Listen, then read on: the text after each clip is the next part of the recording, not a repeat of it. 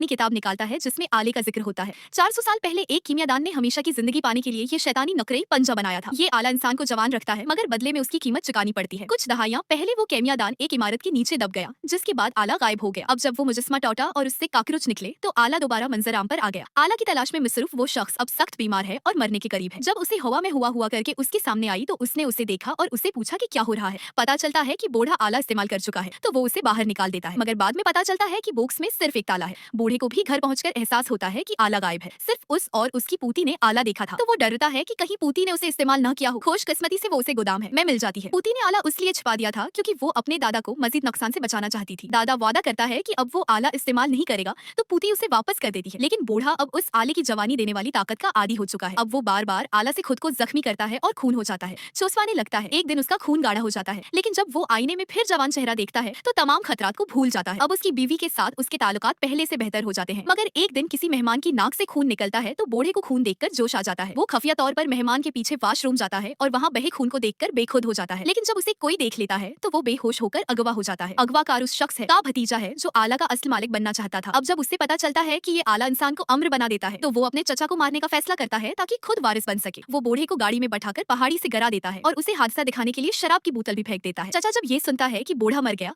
तो गुस्से से पागल हो जाता है, क्योंकि आला इस्तेमाल करने वाला सिर्फ तभी मर सकता है जब उसका दिल छलनी हो जाए, लेकिन बूढ़े की लाश को तो सीधा